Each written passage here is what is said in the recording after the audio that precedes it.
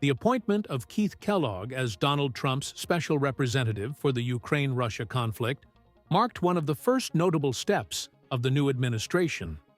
This move is a vivid example of what happens behind the scenes of politics. Decision-making processes that can change the course of history often hinge on individuals capable of proposing unconventional solutions. A retired lieutenant general, Kellogg is known for his pragmatism and proposals rooted in the idea of ceasefire and negotiations. His suggestion to solidify the current front lines and initiate dialogue appears as a compromise, but raises many questions. Watch this video until the end to understand how the Trump administration's new steps might alter the global balance of power and influence the future of the conflict. Conflicting positions and diplomatic deadlocks. Russia has clearly outlined its terms: recognition of new territories, Ukraine's withdrawal from NATO ambitions, and demilitarization. For Kyiv, these demands are unacceptable, creating a stalemate. Can Kellogg become the mediator who finds common ground? The United States is also changing its approach. The new administration reflects the sentiment of many Americans who are weary of the billions spent on the Ukrainian conflict. A recent poll revealed that 51% of Americans support ending military aid, placing Kyiv in a difficult position and forcing Ukraine to explore new ways to maintain ties with Washington. One such step has been Ukraine's proposal to grant the U.S. access to its energy resources and strategic minerals, including lithium. This move seems like an attempt to make Ukraine's support beneficial for the U.S. reactions and economic pressures. Meanwhile, Russian Foreign Ministry spokesperson Maria Zakharova commented on the shift in U.S. policy, stating that the dismissal of cases against Trump and the arrival of the new administration demonstrate the cyclical nature of American justice. According to her, this is a tactic to refocus public attention and stabilize domestic issues in the U.S., though it creates instability on the international stage. Economic pressure is becoming a key tool of Trump's foreign policy.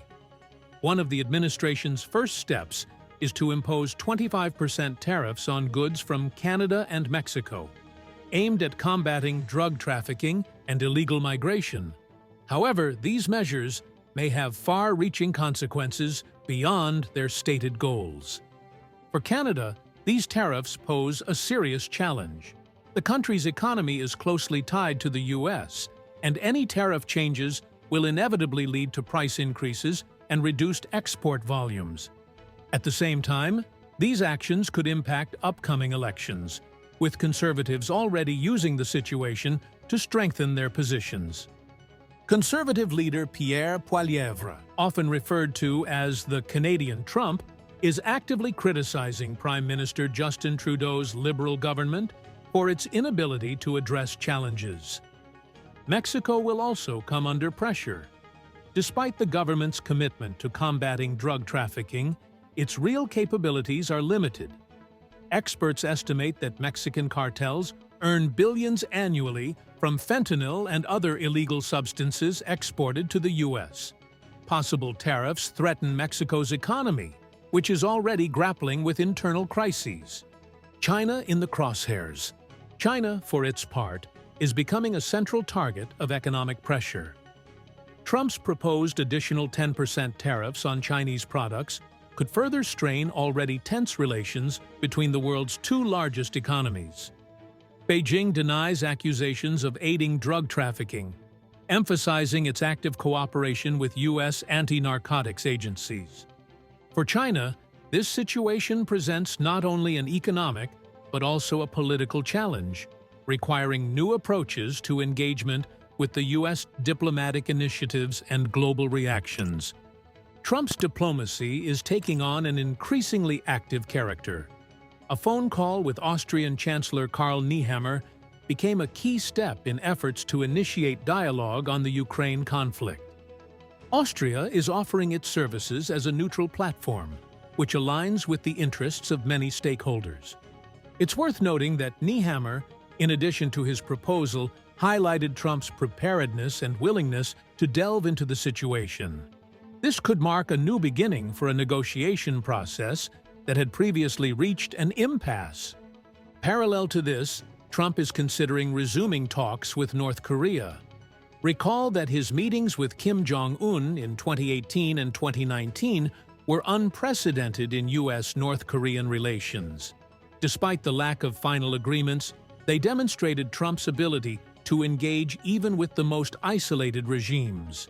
This time, the primary goal of the negotiations is to reduce tensions and strengthen the U.S.'s position in East Asia, which holds strategic importance amidst growing competition with China. Russia is closely monitoring the steps of the new U.S. administration, viewing them as both threats and opportunities. Vladimir Putin has repeatedly emphasized his readiness for negotiations. However, his conditions remain unchanged. Ukraine's withdrawal from NATO ambitions, recognition of new territories, and full demilitarization. These demands remain the main obstacle to a peaceful resolution, but Moscow continues to use them as the foundation of its diplomatic strategy. Meanwhile, Kyiv is trying to adapt to the new realities. The proposal to grant U.S. companies access to Ukraine's strategic resources, including lithium, has become a key element of the country's foreign policy. These resources, in high demand in advanced industries, could serve as a powerful bargaining chip in negotiations with Washington.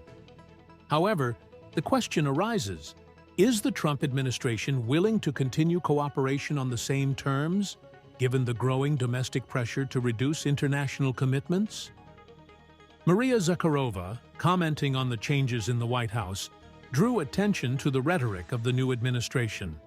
She noted that the words peace and diplomacy are being heard far more often than during Biden's presidency. According to Zakharova, this is a positive signal, but Moscow remains cautious in assessing the reality of these intentions. Trump's return to the White House promises to reshape the global political agenda. His approaches, strict economic measures, diplomatic initiatives, and shifts in priorities for international aid are already sparking lively discussions among allies and opponents. Russia continues to strengthen its position by leveraging changes in U.S. policy. Ukraine, in turn, is striving to find a balance between maintaining Western support and seeking new strategic partners. Meanwhile, countries like China, Canada, and Mexico are facing the challenge of adapting to the new reality. Can Trump achieve lasting peace, or will the world face new conflicts? The answer to this question will determine the future of global politics in the coming years. What do you think? Can the parties find a compromise, or will the world encounter new challenges? Share your opinion in the comments. We value your perspective.